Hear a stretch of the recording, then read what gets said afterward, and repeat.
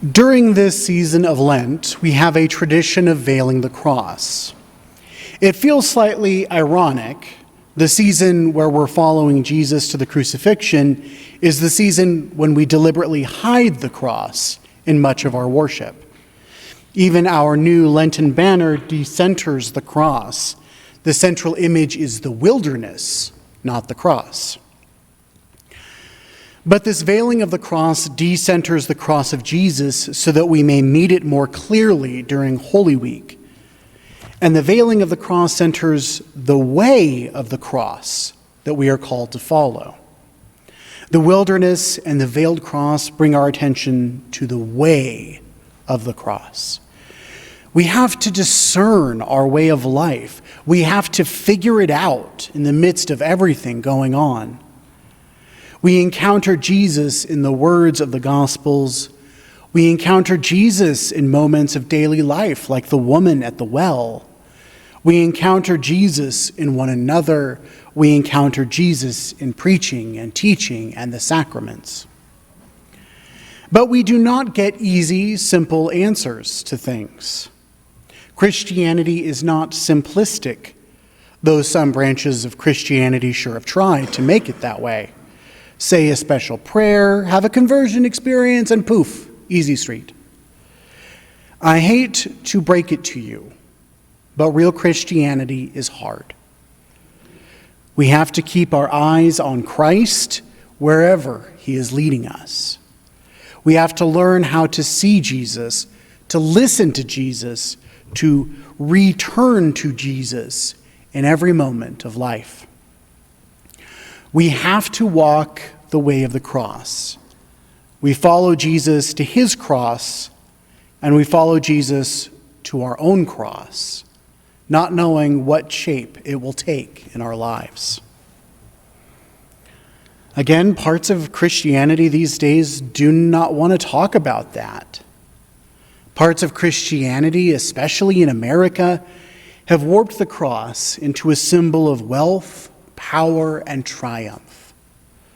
American Christianity made the cross into a sign of wealth, the prosperity gospel, where if you are good and righteous, you will get rewarded with earthly wealth, and that greed is good, apparently, and our obligation to our neighbors purely voluntary.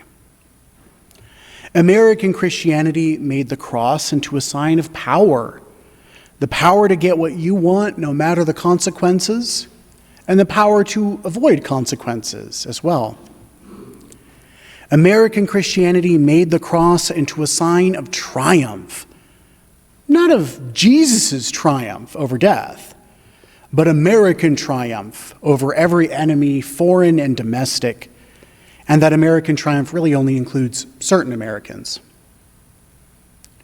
So maybe it's good that we veil the cross during Lent.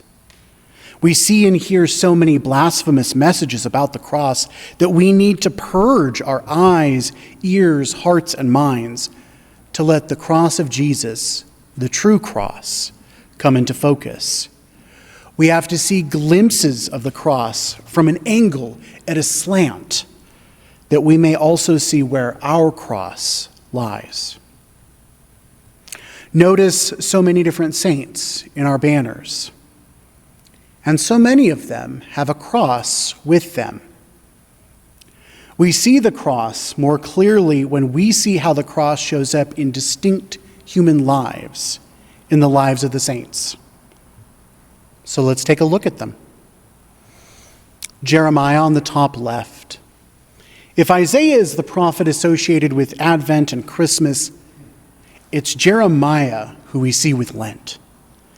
He experiences suffering and rejection. He is thrown in an empty cistern to die, hated because of the words of his prophecy. He sees the downfall of Jerusalem, and he sees how Jerusalem was falling long before foreign invaders were setting foot inside it. Jeremiah does not want to be a prophet. He is not aiming for social media fame like so many religious figures today. Jeremiah only wanted to be faithful to God and to speak the words God had given him. And to speak the truth when no one will listen is part of the way of the cross. And down from Jeremiah is Margaret of Scotland, an English princess born in exile who arrives in England in time for the Norman invasion to drive her family northward into Scotland, where she marries the Scottish King Malcolm. Margaret's spirituality and generosity as queen stands in contrast to the violence and scheming that characterized so much of the medieval royal houses. Sometimes the way of the cross looks like not being conformed to the world around you. Down from Margaret is Thérèse of Lisieux, a French Carmelite saint who died at the age of 24. She grew up with a great fervor for Jesus and wanted to be a nun from an early age. She wrote about her little way of loving Jesus. And it was this little way that she clung to when she felt a dark night of the soul that stripped away all the warm feelings of love toward the end of her life as she died from tuberculosis. She doubted, she struggled, and yet she persevered in love. That's the way of the cross, too. Below from her is William Stringfellow, one of my patron saints and a forgotten voice of the Episcopal Church.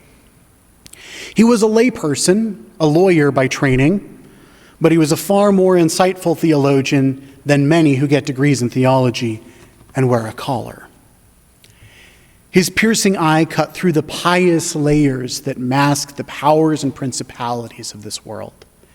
He made no friends within the church when he pointed out the racism and classism of the mid-20th century Episcopal Church. And he certainly didn't make friends when he was targeted by the FBI for subversive activities, like harboring peace activist Daniel Berrigan.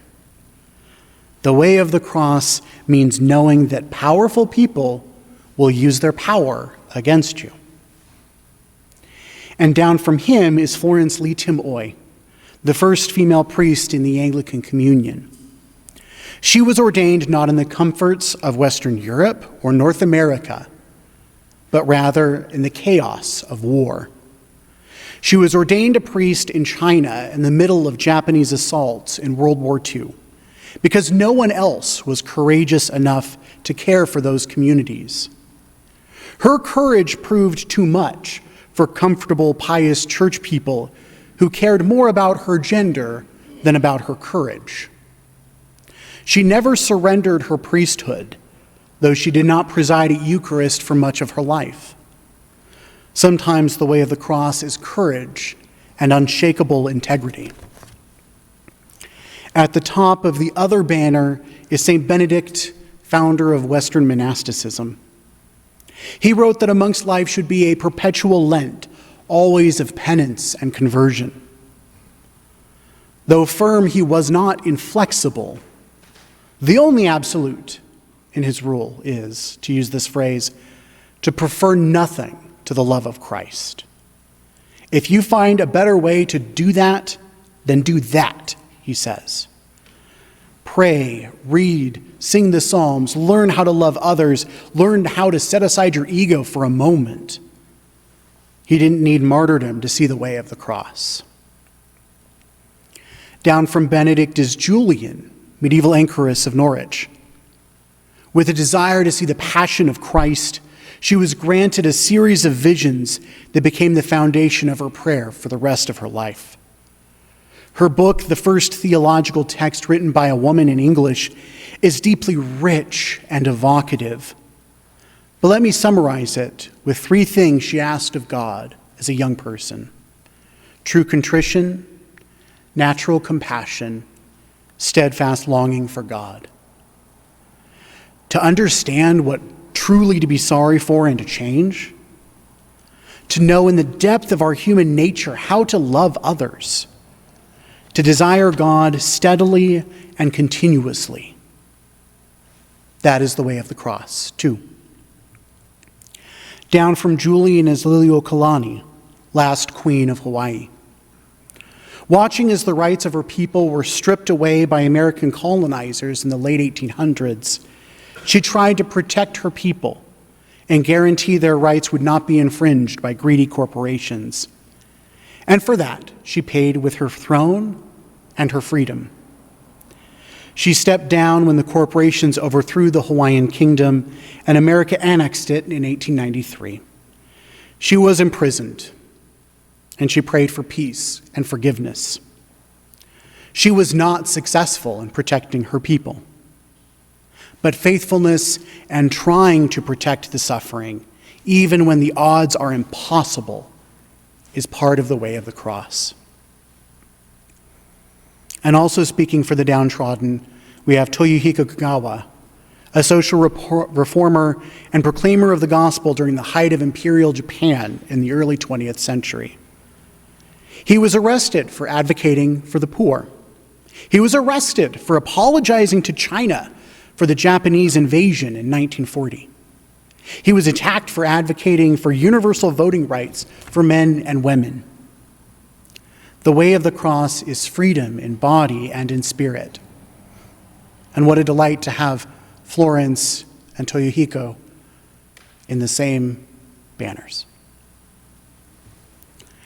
And finally, we come to Desmond Tutu, beloved Archbishop of South Africa during the final storms of apartheid. Speaking for truth and reconciliation, hoping for a new future that goes away from an eye for an eye and instead makes for peace and justice. He saw as a young person how small acts of honoring the dignity of another human being make for powerful transformation. And so he never forgot the sacred dignity of every human being. The way of the cross means looking for the image of God in every person and speaking out for human dignity when it is denied. None of these great saints knew what their cross would look like.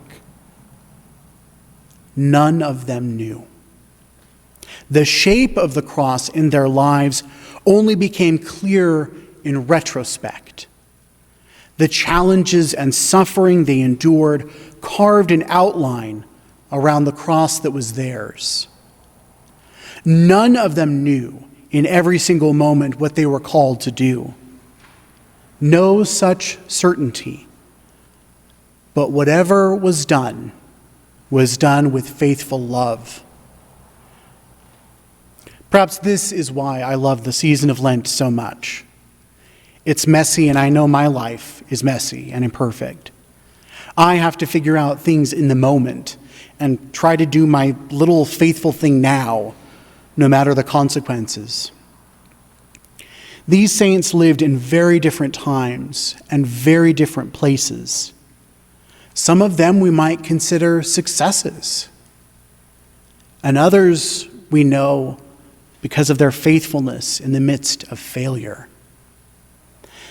They knew the holiness of the cross is about faithful love.